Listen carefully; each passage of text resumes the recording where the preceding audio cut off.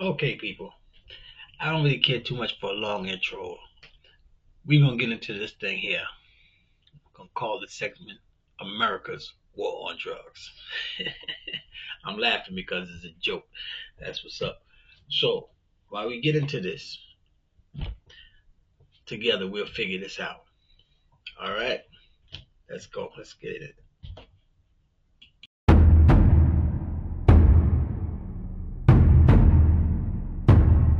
Police Chief Daryl Gates called it Operation Hammer. My message to all rock dealers is get out of business and get out of town. In Los Angeles, the war on drugs has so escalated that police last night began using a tank. They had these tanks, and tanks were like, see a suspected crack house, and they would just ram down the house. Lawmen said gaining entry through fortified and barred doors too often gave the suspects time to destroy evidence. So, in seconds, part of the house was smashed in, and then a charge thrown to stun those inside. And they would knock on the door. They'd actually just roll into your house and just destroy the whole wall. And it just destroyed the hood. I mean, it was crazy. Last night, no rock cocaine was found, but undercover agents had bought it here earlier. Oh my God, look what you guys did. Mistaken identities in some cases, so you never knew when they was gonna roll the battle ram up in your mama's house. It's horrible. Those kids was in there. They could have been killed. The police, they victimize the victims, so nobody trusted the police. I remember a big media event was the first ride of the battle ram, and Nancy Reagan rode shotgun. You wish that somehow somebody could have gotten a hold of them sooner. So you had Nancy Reagan sitting next to Daryl Gates conducting what was in essence urban warfare. It just got scandalous.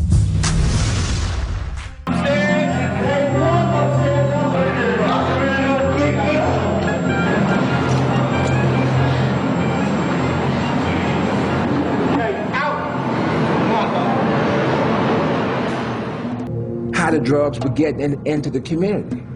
It was through the police, right? And the police drink the drugs into the community. People get hooked on the crack, the cocaine.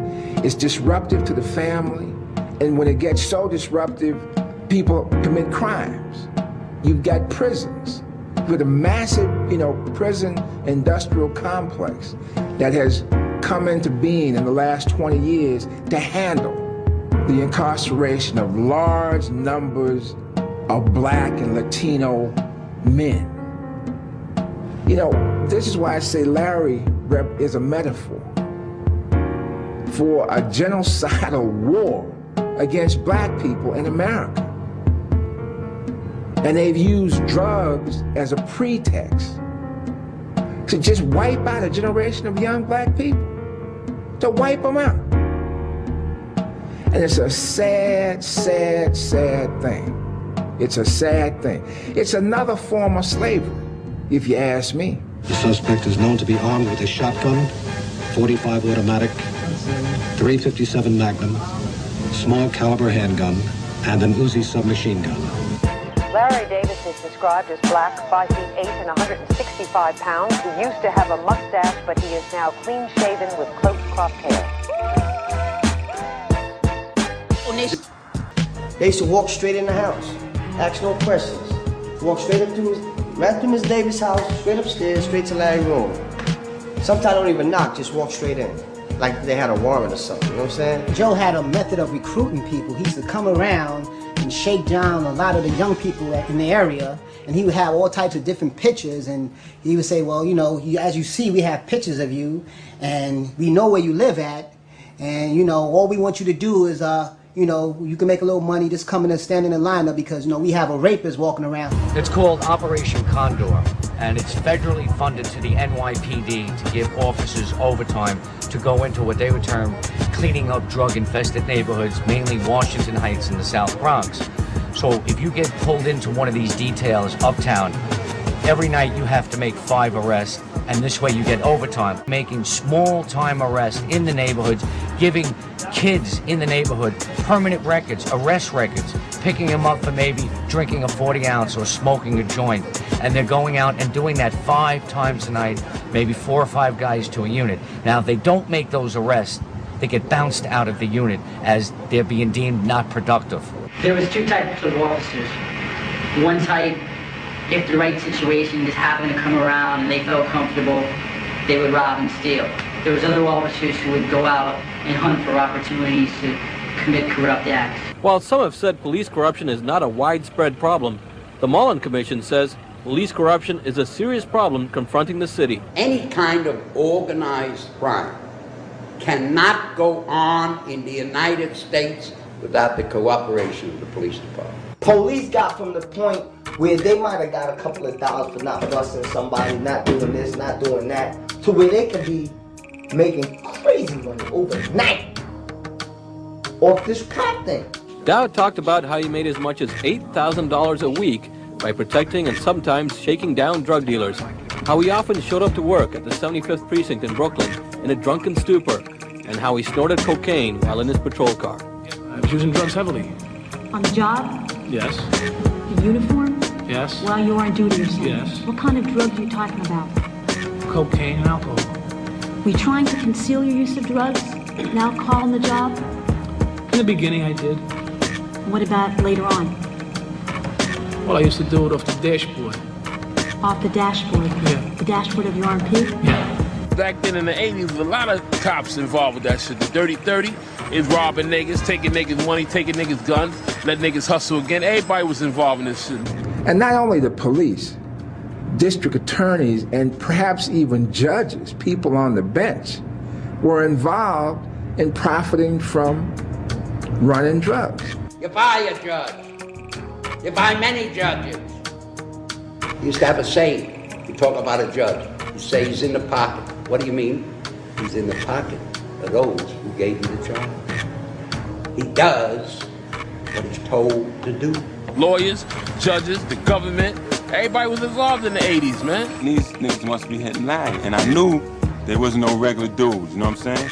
I knew who it was. I basically knew, you know what I mean, Popo was hitting this nigga with all that top of the line shit, and I knew it was a big ball game. It wasn't easy for him to just slide out. Whenever they catch me, I give them my, whatever I made that day. If I made $300 or $400, I give the money up and let me keep the drugs.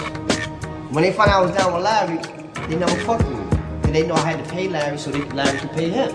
You know what I'm saying? I knew the shit was much serious than some regular hustling shit, you know what I mean? Some Broadway going downtown.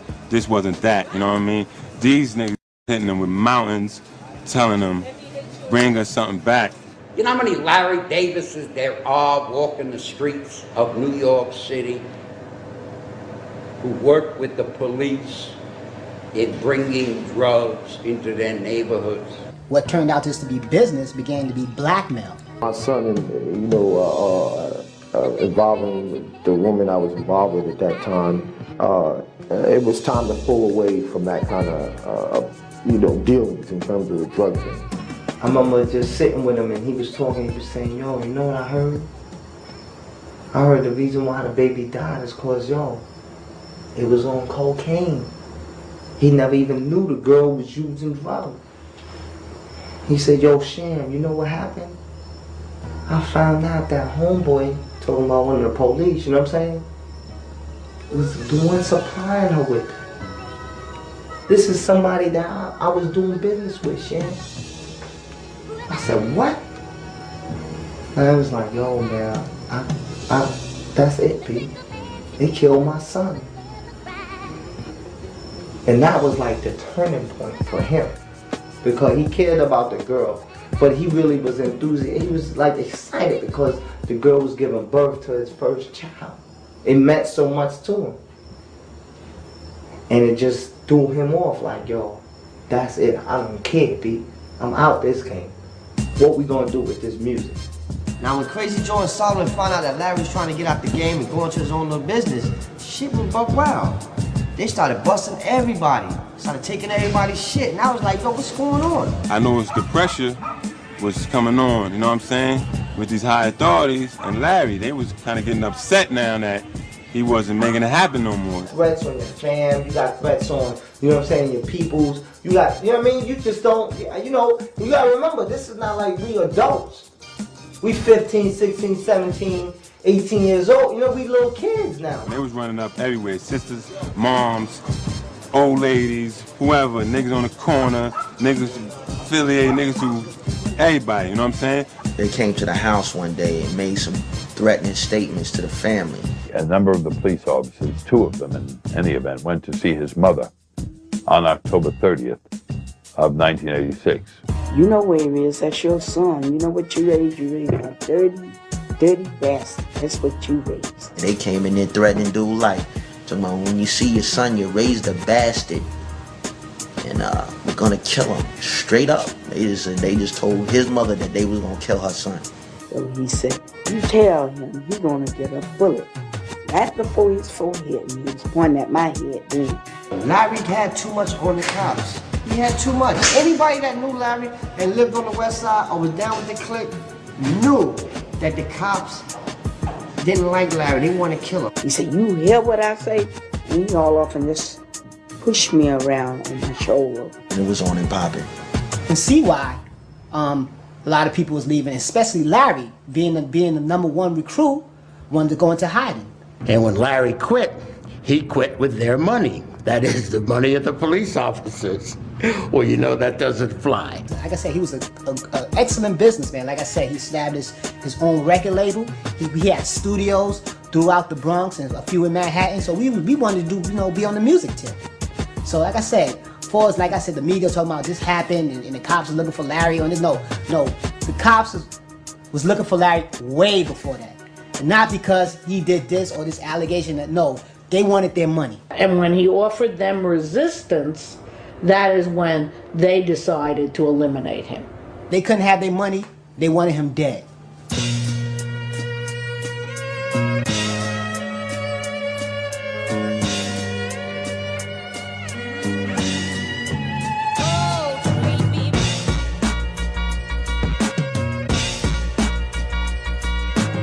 It looked like something out of a movie, man. I mean, it was crazy. They had the SWAT trucks, you know what I'm saying?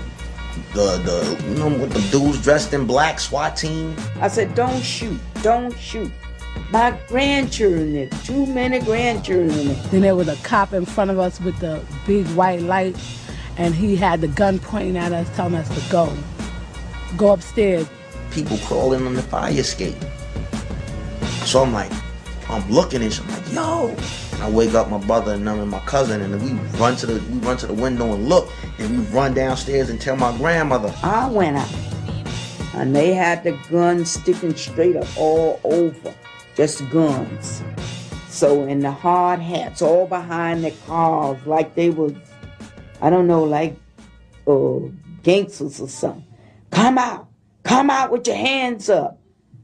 I said, what's happening? He said, ain't you Miss Davis? I said, yes, I am. We look outside, they got the trucks pulling up with the high intensity light, flashing it on the house. They come in there and escort everybody out the house again. We got another call. This is like 12 o'clock at night. And that Friday before that, they just came in the house. So they throw me up against the fence. And I fell. And she was like, you know, y'all don't have to treat us this way. And then, you know, they told her she has to go in there, and then she fell a little bit. I told him, I said, I'm sick. So I'm having chest pains. I said, I feel like I'm coming down with a heart attack. So he says, oh, you'll be all right. It all began on a dark November night, the 19th, when a team of police officers assembled outside a Bronx tenement. They believed Larry Davis was harbored in the apartment of another sister, and they wanted him for questioning in the slaying of 4 reputed drug dealers in late October. Okay, so first it was 2, now it's 4. Okay, let's see, because this is the news. You know how the news is. They exaggerate, or they just they don't care. They send out all kind of misinformed information. So first it was 2 drug dealers. Now we got 4. Okay, let's keep rolling. Let's keep it moving. The same night the cops came, we was in the house. Me and Sham. Okay, Larry feared for his life. Larry asked me and Sham to stay but I begged Sham to leave because Larry kept telling us that the police kept harassing him. We seen the police circling and circling and kept harassing the man. But Larry just stood at distance and just stood there and kept saying that the police is trying to kill him. So next thing I get a phone call, and it was somebody about a magazine talking on the phone. And I was trying to get off the phone because I was cooking, but they just kept going on. And to me, I'm like, what are you calling me like 7 or 8 o'clock anyway? I was trying, I'm noticing something strange already, because all of a sudden a magazine people gonna call me, and nobody never called me before. I felt as they just was trying to tie up my line. So I says, well, you want us to enter the door? You got a warrant. He said, there was no warrant. We'll knock on the door, and if he doesn't come out, we'll see if we can bullshit our way in, or maybe talk him out. Somebody tapped my door, and I just said, come in. And I'm in a foyer in the hallway of between my kitchen and going out the door. I was leaning on the washing machine on the phone. And as soon as I said, come in, they just bum rushed my house. When I walked into the lobby, I got like 2 steps into the lobby when the apartment door opened, and I saw the detective. He did one of these. Freeze. They had guns right in my face, rifles, not guns, rifles. Like they were coming to kill somebody, assassinate. I said the money was on the table. Don't shoot. The kids are in the room. Don't shoot. Take the money. I heard something going like a firecracker, and I just dodged towards my kitchen because my kitchen was right there. When he shot at me, I had a 9mm. I had it on my side. I spent with the little girl and I hit the floor. And I realized when I looked up at the ceiling, I realized I was still there and that I wasn't out, but I actually was still alive. And they apparently thought that he did get a bullseye shot between the eyes. But when that gun shot, then that bullet came out, that 12 gauge, it was right between my eyes and I can see it coming in. As it came, I just pulled myself back with it. Because it hit me here.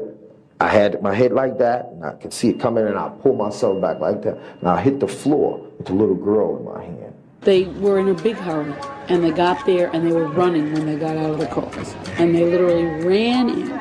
And as they ran in, they were loading the shotguns and loading the rifles. I can hear the cops, one of the cops telling him, finish him.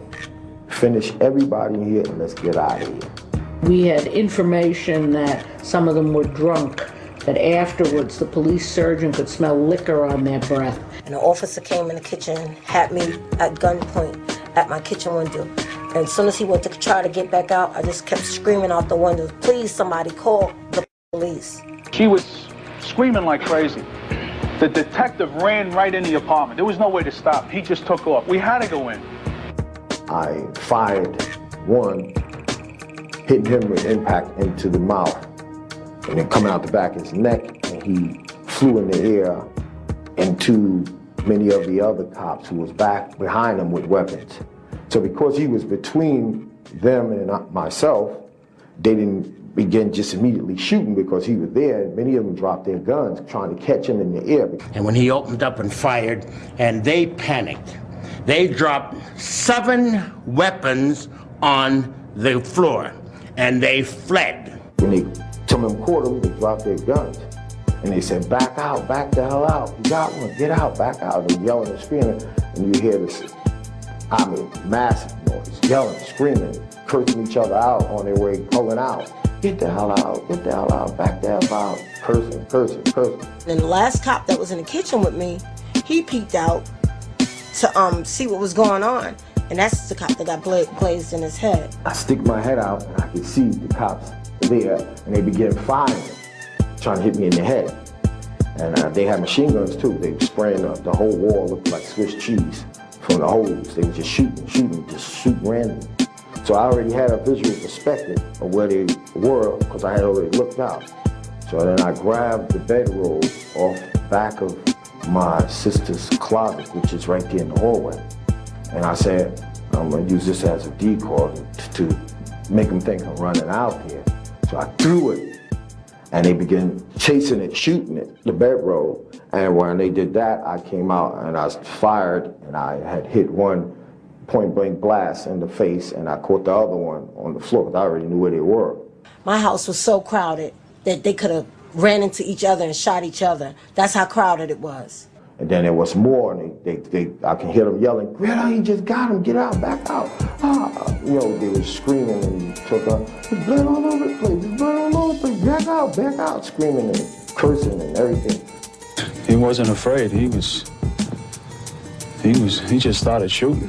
I couldn't see the man to get a shot at him. I just kept firing to keep him away from me, and I imagine that's what everybody else would do, just to keep him back. He was a lot of gunfire. I seen more right at the door, so more started coming in. Then I bent down and looked from behind, looked out through the exit there between the living room and looked to see where they were, and I could see them in there ready to fire again.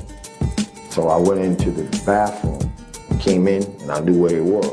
And I started firing through the wall, and I knew exactly where they were, and I hit another one in the mouth, caught her in the mouth. And I can hear them say, "He's coming through the wall, he's coming through the wall, get out, back out, back out." What's going on? Look, just take that and go down to the corner and make a right. As I caught those two through the bathroom, one was coming up through I caught them through the wall in the bathroom. One was coming up, trying to do some type of Scarface move on me. He was coming up, climbing into the window, and he had his gun in his hand. And as I seen him coming, sticking his head up in the window, I jumped on the toilet bowl and I kicked him right out the window. And I can hear him screaming and yelling as he hit the floor. I wish the media would stop second-guessing what happened in the apartment, what went wrong. This is a dangerous profession. Things go wrong. There's nothing you can do to stop it. The same procedure would have been used the following day to hit the same apartment. No one is to blame except for Larry Davis. All I was thinking is my baby's somewhere dead, because I seen a baby blanket and it was full of blood. And I guess it was from one of the offices, because all the children were fine. But once I seen the baby blanket with the blood, all I kept saying is, one of my kids is gone. I began to yell to my sister, "Are you all right? Are you all right?" And then I can hear her say, "Larry, I don't know where they at." I said, "Are you in here?" Because I knew they was out of the apartment. I knew that, but I wanted to make sure they weren't in the kitchen, because the doors, when they open the apartment door, it blocks off the kitchen and door, so you wouldn't know who's in there and know whether or not they ran in there while I was in the bathroom. So I yelled. I said, "Gina, you in here? Are you all right?" She said, "I'm all right, I'm all right." She said, they not in here," but she was yelling hysterical. "Larry, you're not in here? Is the kids all right?" I said, "The kids are all right." I said, "Are you all right?" She said, "Yes, she was all right." I said, "Gina, if they in there, let me know. Don't just come out of that room there and let them cops fire at me." She said, "Larry, ain't nobody in here, ain't nobody." And I said, "Okay, when you come out, keep your hands down to your side and duck." So she came out, and I said, "Run to me." She ran to me. I said, "Go ahead. Don't cut the light on. Just go and get the kids, and let's get out of here." I get to the door. As soon as I stick my head out to look, slowly sticking my head out, he laying there, Sergeant Edward Colton with a 12-gauge shotgun. And he's laying there with it. He fires. Boom. And I looked and I could see the bullet. I could see it was just coming. There's 12 guys. I looked right down the barrel, and he was standing like a little distance to the front door of the building, leading the exit to the building, the exit out. And the bullet, I turned my head like that, and the bullet went right into my other sister's apartment door. Which saved his life, because when it hit the lock of his sister's door, the lock went open. On another sister's apartment next door, sprung the lock so he could get around into her apartment, which opened on a courtyard where there were no police and where there were no bars on the windows. To this day, I still don't know how I did it, but I did it. It was a distance, about good. From the window to some mountain cliff. This is a cliff outside the window over on the side. And this guy had some vicious pit bulls in that private house. It was a private house owned. And I tell you, man, that's what I say to this day. I say, Allah bless me, because I jumped from that distance in midair and jumped at least, I would say about 25 feet or probably more. So he jumped out into the courtyard, over the wall and got away. Detectives in emergency service went to arrest someone on a warrant for homicide, and when they went to the door, he opened fire with a machine gun. Here's a list of all the 6. 40-year-old Mary Buckley, shot in the mouth. 55-year-old John Ridge, treated and released last night. 42-year-old Donald O'Sullivan, who suffered a graze wound to the head. 46-year-old Thomas McCarran, shot in the neck. The most seriously injured, 26-year-old John O'Hara, shot in the face and may lose the sight in his left eye. I went to a project building not too far away from there. And within no more than 3-4 minutes, it was at least about good 15,000 police cars. Well, now Davis is accused of trying to kill again. His target this time, 6 police officers. He gunned them down last night, jumped out a window in the South Bronx, and is on the run. Police is on a manhunt from Manhattan to the Bronx, looking for Larry Davis. Fuck the streets, so we had to close down spots, man. Being honest. Coming down on the bus, 41 bus, and the whole Webster Avenue after Fordham Road was shut down. I'm looking off the project building roof, and I can see everything. So I said, I gotta go check to make sure they didn't kill my sisters, though. So what I did, I came before they could start getting, they were trying to get people off the street. Get off the street, get out of here, scaring people off the street. So I went down and I just took the risk. I put on a coat. I went to a person's house in that building that I knew. I got a coat, some glasses. I changed the hat. I went down, went back to the apartment building. Right where they were bringing in the other cops and stuff, and through the front door of the hospital, I stood behind Mayor Koch, Benjamin Ward, to make sure that my sisters came out of there alive. When I seen that, they came out all right, then I slowly eased away and went into the dark. You stood behind the mayor and the police commissioner? In the building, yeah. While they were looking all over the building, I'm right behind them. They ran into a hail of gunfire when they tried to arrest a man wanted for 4 murders. He gunned them all down and got away. He said, yo, turn to Channel 7 right now. Turn right now. A man who apparently has no qualms about killing. Police describe him as a walking arsenal, extremely violent. They believe he would kill for absolutely no reason at all. He is a prime suspect in the execution-style murders of 4 men last month. Police are using an old photograph and an artist's sketch in their search for Davis. They're taking no chances. So I turned to Channel 7, Eyewitness News. It had a record label, everything just spinning around. RT Power, HBO Records. Larry produced. That's an old shit. What happened? He said, you haven't heard? He said, no. He said, he got into a shootout with some police officers. The whole city is looking for him. Larry Davis would take the New York City Police Department on one of the largest manhunts in the history of New York State.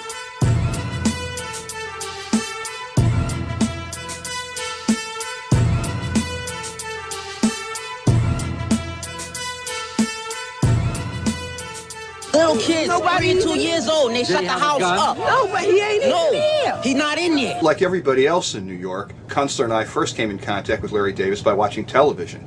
Like everybody, we were glued to the television set, first with the details of the shootout, and then with the hunt for Larry Davis. It was astounding when I first heard about it, because it was like the Robin Hood of the ghetto. The obvious tension relaxed once police, after searching the house and the neighborhood, decided that Davis was nowhere to be found. New York City Police Department can break you down. You can ask just about any drug lord that's locked up behind now how they broke up their crew and got this brother to snitch on you or whatever like that. This brother was out here on the street, 19 years old, just turned 19, I believe, handling this stuff by himself for 2 weeks straight.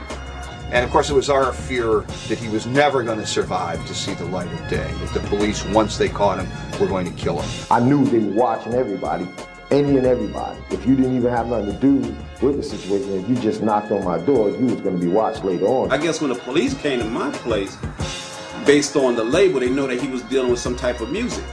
So they wanted to find me to see if I can get in contact with him. Earlier today, police had blanketed the neighborhood around East 168th Street, where Davis, the night before, had shot 6 police officers. Police went door to door, questioning neighbors, anyone who might have seen Davis. They asked me, they said, listen, can we bug your phone, tap your phone line?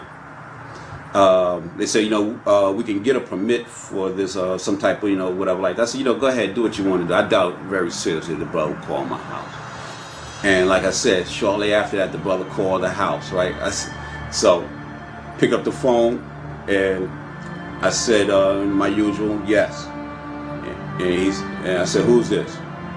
He says, me. I said, who's me? He said, you know who this is. And I started laughing. I said, yo, man, what are you doing, man? What are you doing? And then he said, oh, man, shit just went crazy out here, man. I said, well, tell me what's going on, man. Just tell me the whole thing. And he was telling me his point of view right then on the phone, right? And I said, yo, man, they said that you had a shootout with the police, man. He said, yeah, man, they tried to kill me. They came in my sister's house and they tried to kill me, and they tried to kill my little nieces and nephews and stuff like that. So I couldn't let that happen. And he said, I wasn't trying to kill them. I was just shooting at them to back them up out of the house. They were shooting at themselves. I knew about the wiretaps. I knew everything there is to know about the police department. Don't say any more right now, because they right here in my house. He said, they right there? I said, yeah. So he hung up. And when he hung up, the police officers at that moment, they turned on me. As much as they were watching me, when I did come back, I was watching them for 3 days. I can tell you every move they made. When they were following one person, I'm right behind them. I knew their games. I knew how they played games. Why the fuck you told him to get off the phone? Why the fuck you did this? I said, because this shit don't sound right. You telling me this brother right here, Larry, is a crazed brother right here. I said, this brother don't sound crazy. This brother sound like he's scared. What the fuck is going on here? You tell me what's going on here right now. The big question, however, today, with so much police firepower in position last night, how did Davis manage to escape? When we have to, in a sense, tiptoe because we don't want to hurt someone else and he doesn't care about who he hurts, then we're at a distinct disadvantage. 6 officers shot by the same man. That raises serious questions about procedure. Did the officers trying to arrest Davis go by the book? And were proper procedures followed after the shootout? So somebody called in and made a report that they believed I went in the building. They weren't even sure. They said little guy, short guy, husky guy, he went in the building. Not sure it's him, but let's check and find out. So when they was checking the building out, I was on the 2nd floor. I then ran to the 14th floor to this woman's house who I didn't even know. But she attended the church of my mother's brother's church. I didn't even know that. And as we were sitting in the apartment, I knocked on the door. I seen one woman who came out the apartment. I said, miss, you see all the cops outside the building? She said, yeah, that's why I was leaving my friend's house to go downstairs. I said, yeah, because I was standing by the elevator. I said, well, she said, I heard they was on the news that they're looking for Larry Davis. And she didn't know who I was. So she said, that's what they saying. So I said, that's me. She said, for real? It's like hysterical. For real? Are you serious? I said, yeah. I said, what I need to do right now, I need to get in safe haven for an apartment here just to be easy for a few minutes, a few hours or stuff until they clear out. I can get out of this building. 20-year-old Larry Davis is still on the loose, the prime suspect in as many as 7 murders and the wounding of 6 New York City cops. Okay, so like I said before, it was at 2, now they switched it to 4. Now we're at, where we at? 7. 7 murders so far, okay? And they just keep piling it up. As every news channel that comes involved, it goes up a notch. So now we're at 7. Okay, that's what's up. Let's keep it moving. Reports on the latest police moves to find their man. The city's most wanted fugitive is still Larry Davis. For a week, police have been combing the city and conducting searches like this one of Davis's family's house. Today, the police department has nothing official to say about the search because such efforts are always conducted amidst tight security. I came up with a plan that I learned a long time ago with dealing with the cops. So I said, listen, I told her husband, I said, listen, the kids ain't eat a big meal, man. Go get the kids something to eat. I'll give you money. I gave him the money. I said, but this is what I need you to do at the same time, get the kids a meal. The Chinese store downstairs. I said, I want you to go call this number, which was my mother's house. I said, it's wiretap. I said, do not stay on the phone no more than 1 minute, less than that, and even less than that. Just get this message across. I said, if you're still on anything past 5 minutes, then tap the phone and they'll know right where you at. So I said, once you call that number, this is what you say. I said, you say, this is Larry. Ma, I'm all right. Don't worry about me. I'm fine. I got out the building and just no more. I said, stay on there 1 minute because they're going to zero right in on that phone and try to tap it to see where you at. On his way back, he just got in the elevator and one of the cops said, he said, I don't care who, he was in the elevator with the cops heading up back to the apartment. And the cop said, I don't care who got him in this house. I'm killing everybody. Anybody who holding him and hiding him in this house, talking about me, I'm killing everybody. So this guy's in the elevator, he already knee knocking, so he's scared to death. So first thing he thinks, these cops going in there to kill his family.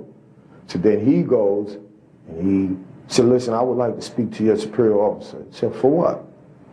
Because you talking about killing people's families and stuff of this nature. I would like to speak to him because you know that's not the way you're supposed to be talking. I think I know where Larry Davis at, and they came out with it. Then they brought him to some superior officer, then told him where I was.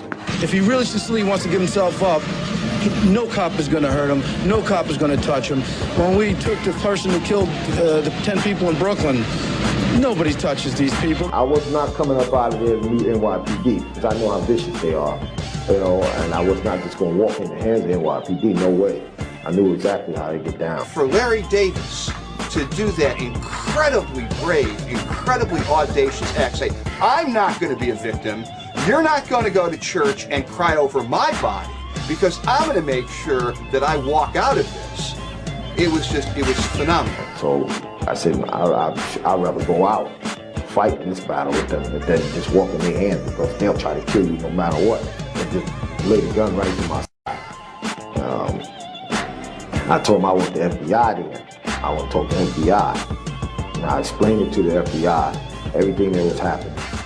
And they told me, listen, we'll go over this and we'll work with you, get you out of the situation. And then to, just come on out of there, lad. I'm not gonna have no gun on me. I'm gonna pass my badges under the door. We really FBI. And I told them nobody is to have guns on them. I said, I'm gonna come out. I said, if y'all pull a gun out, if you're gonna make me get itchy finger and I have to do what I gotta do. You gotta do me or I'll do y'all. And I said, don't hurt me, I'm not gonna hurt you. And then I came out the door, took off my shirt. I said, I'm gonna take off my shirt so make it clear that I don't have no weapon on me. I'm gonna turn slowly and everything. I said, she'll be on the phone. She'll verify I put the weapon down. I put the weapon down. And she was like, yeah, he put the weapon down. I got the weapon over here. And she was on the phone telling him, and then the two FBI agents, they were outside the apartment, standing behind a bulletproof shield. After 17 days on the run, Larry Davis would eventually turn himself in the full light of the media, and return for his safety.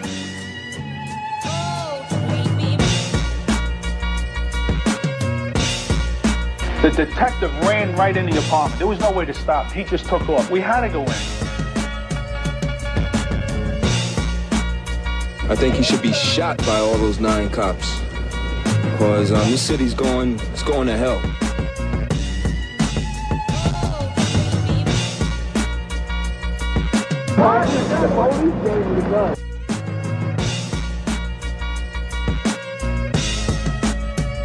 He actually engineered his own surrender in the full light of the press. He knew that the media was there, that what would happen is that the police would not be able to vent their anger in. So we were very surprised and certainly very pleased to find out that he had survived his ordeal with the police.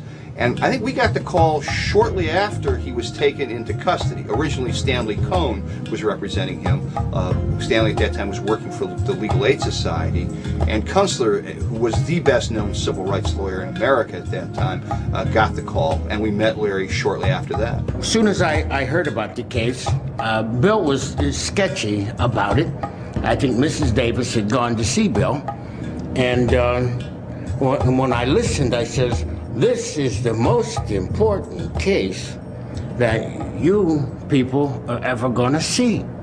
And so Lynn says, well, get out to Rikers Island and talk to Larry. The historical position of Larry's cases, when we first came into the picture, Larry had 5 cases.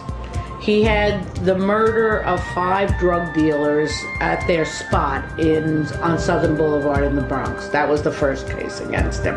The second case against him was the shooting, the attempted murder of 6 policemen. The third case against him was a shooting in Upper Manhattan, in the apartments by the George Washington Bridge there. The fourth case against him was a shooting through a doorway where nobody actually saw who did the shooting, but the person believed it to be Larry. And the fifth was a kidnapping case, which came from when he was on the run, and he apparently commandeered a friend's father to drive him from one place to another.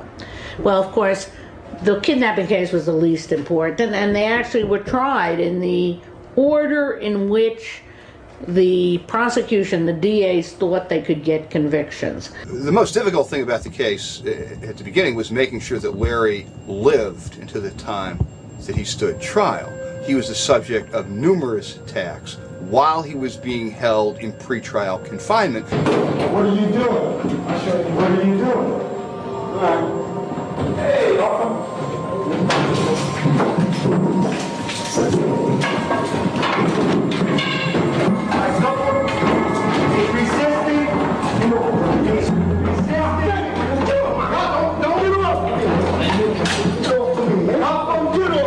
Finally, Kunstler filed a successful motion to have him transferred into federal custody because the hostility of the police toward him was so great. There was a very real fear that he would be murdered, lynched in essence, before he ever stood trial.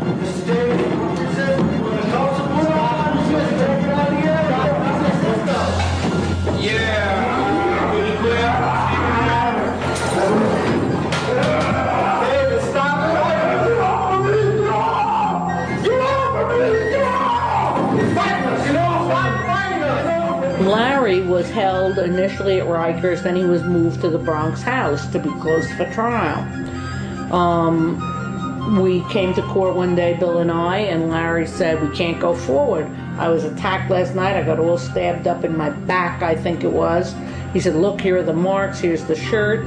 You know, and this guy that did it, he wasn't even supposed to be there. Would he now bring charges against the police? I'm going to bring charges. As long as I can get them, me and my lawyers are seeking to get you press charges against them for trying to murder you. I tell you, the moment when I came into court to give my summation in the cop case, when I walked in there and I saw lined up in the front row all the cops that had been wounded, all the cops that had been on the raid, all showed up in uniform for the summation. In other words, to sit there and eyeball that jury as if to say, we are reminding you that what this man did. There was, I don't remember, Mary, whatever her name, whose whole face had been blown off even though she received plastic surgery, but there were all of them lined up in the front row. They announced their purpose, and he began firing at the police. The police returned their fire, and the blue line is basically a concept that has to do with the loyalty and fealty that one cop has for the other, and that no matter how heinous the crime a brother officer may commit, the other officers are going to be silent about it or are going to cover it up. Our self-defense of Larry in the apartment hinged on the fact that the first policeman that rushed in there saw him at the end of the hall, rushed down and shot him with a shotgun. when I walked into the lobby, I got like 2 steps into the lobby when the apartment door opened, and I saw the detective. He did one of these, freeze, or he started yelling, and I heard a woman start screaming. She was screaming like crazy. The detective ran right in the apartment. There was no way to stop. He just took off. We had to go in. We had proof that there was a bullet found in the back apartment that had gone through a drawer. He fired the 12 gauge. It grazed me here, as I would indicate here again. It grazed me here on the top of my head. But how do you prove that that was the first shot? How did you prove that this was? And we hadn't been able to get any cops to say that anybody was carrying a shotgun in the initial group that rushed the apartment. They all said, oh no, they had handguns, oh no, they were the only emergency service had shotguns. Nobody had a shotgun. Nobody had a shotgun. It had gone, skimmed Larry's head, stuck in a desk, and it had 2 holes. And I remember the day that with lasers, we checked out the trajectory, and Lynn Stewart looked at that, and she looked at it, and she looked at it, and then she says, now we know why it was self-defense. Ralph went, and Peter DeForest, who later played a very great role in this case, went also to the apartment. And Peter DeForest is the head of forensic sciences at John Jay College now. If that gun had been fired from so many feet back, it would have to be fired in the air, following the trajectory of the bullet. And she walked it down to a place where it could be held in a man's hand. And he says, and this was where he was when he fired it. He was down the hallway in the bedroom, and it was a sure shot because Larry wasn't more than 4 or 5 feet from him. And he fired, and it creased Larry's head and took him down, and then he backed off and everybody let it go. And as Lynn Stewart pointed out, nobody runs down the hall to a man within 4 or 5 feet of a man who's firing at you. Larry hadn't fired a shot when that slug creased his head and took him down. And that is, of course, what truly won the case. That and the ability of a Bronx jury to hear the truth and not run away from it. The verdict was a stunning legal upset. Not guilty 16 times. Not guilty of murdering 4 reputed drug dealers. Not guilty of robbery. Say you find the defendant Larry Davis. Say you find the defendant Larry Davis not guilty of all counts submitted to you, and so say you all. Prosecutors, who wouldn't comment tonight, called more than 4 dozen witnesses in their failed effort. Defense said it was a police frame-up. But even flamboyant defense lawyer William Kunstler admitted when deliberations started that he was hoping just for a hung jury. They won this one, they would never have brought it, but they lost this one. They have no choice. They'll have to bring that case. If you got just that face, God will just take you through it. So do you think you're going to see your son at home then in the near future? I believe that. All right. I believe it. The jury found Davis innocent last month of all but the weapons charges for which he was sentenced today. The police were stunned. 2,000 of them demonstrated outside the Bronx courthouse, calling for a maximum 10 to 20-year sentence. Judge Freed stopped short of that, though, handing down a 5 to 15-year term. After the sentencing today, other officers who shot it out with Davis in '86 reacted. He beat us. Not only beat us that night, he just keeps beating us. I can't understand this guy's life. He was acquitted of all the attempted murders and assaults and everything else. He was convicted of possession of the firearms. But he also faces trial for 2 unrelated murder cases and kidnap and assault charges as well. Still, for the police officers who faced Larry Davis's guns, it is not enough. The tragedy of the Larry Davis case is, as innocent as he was, they had enough cases and enough time. They were determined to put him away. And if they hadn't succeeded on the one they succeeded on, they would have succeeded on the next one, or the one after that, or the one after that. There was no way on earth that this system was going to let him go.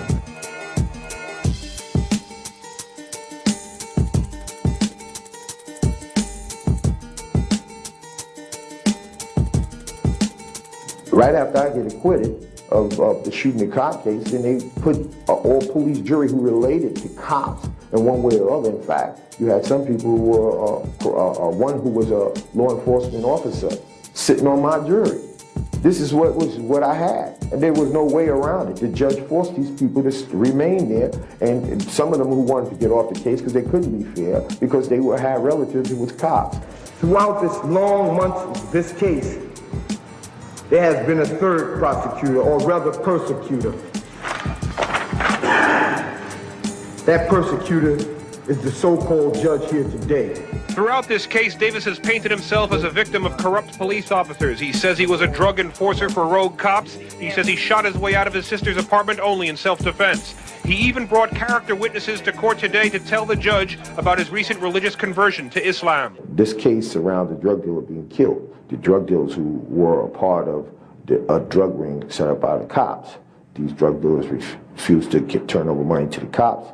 Cops sent other drug dealers to kill this individual. The ones who killed him, the drug dealer's wife who was in the apartment that day, she witnessed the actual person who killed him. This woman, in trial, we had requested this witness come forward, and the district attorney had control over this witness. They refused to give us the accurate information so we can interview this witness. Now, I spoke to her after she came off the witness stand. I spoke to her in the courtroom.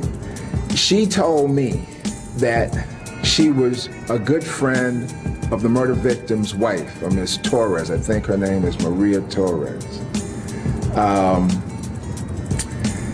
And she said that Miss Torres told her that those three men, I think the last name is Matos, Gall, and there's another guy named Tiki. She said his arm was cut off.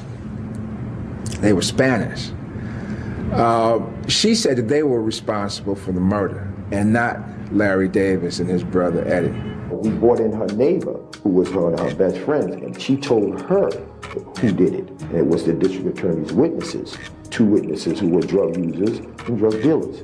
Might I add, these guys, the day of the actual killing, they went to the precinct and they picked out two persons, not me or not my brother.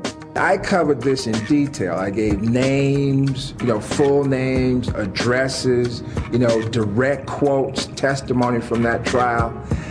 And I guarantee that if you go back and look at the daily news stories, the New York Times stories, the Post stories about that coverage of that particular trial, you won't see anything in there about that testimony. There's a perspective that says the police department is always right. White side is always right. And if he's a black man, he must have been wrong. One of the biggest frustrations that I had as an editor, as a reporter during that 4-year tenure was coming to the realization that the mainstream white press in this city, and not only in this city but across the country, is very, very much involved of what police will say and what newspapers will write about what police say regarding blacks. They don't tell the whole truth. They don't tell what people need to know so they can make intelligent and informed decisions about a particular case. The media had a campaign to slander him, to make it look like he was some kind of a urban terrorist. And they don't like the fact that I exposed them the way I did. They don't like that. And they want to make the public believe that I was guilty of something to justify their actions. Do you see yourself as a role model for black kids? I'm not trying to teach the black kids to go around shooting police. I'm not trying to teach them nothing like that. That's not the case here. The case is self-defense. But defense attorney Ron Kuby says Bronx residents knew about the corruption Davis spoke about. Larry Davis became a symbol of resistance, a folk hero, fighting back. Still, Davis was convicted of weapons possession in the case, and at the time he was killed, he was serving a 30-year-to-life sentence for murdering a drug dealer. That life sentence ended Wednesday night when he was stabbed several times with a 9-inch metal shank at the Shawangunk Correctional Facility upstate. Another inmate has been charged in the killing. Ron Kuby, who helped represent Davis in the 80s, isn't surprised by his death. He was a very tough guy. He was a very strong guy, not an easy guy to get along with. Made a lot of enemies in his life, no doubt about it. Apparently made one too many. Dean Meminger, New York 1. Larry Davis kept it gangster, man. Okay, so that brings us to a conclusion. I hope you enjoyed this little show. That's what's up. So basically, In a nutshell, the same people who come to lock you up and persecute you and put you away are the same ones who's actually pushing the stuff out there and profiting off of it. And then when it all goes belly up, they come in here, they come to get you and make you out to be the most villainous person known to man. Don't believe the hype. Yeah, that's right. This system was built off of drug money, so, and drugs, and a lot of few other things that ain't right. But yeah, that's what's up. So till next time, take care of yourself. That's what's up. Peace.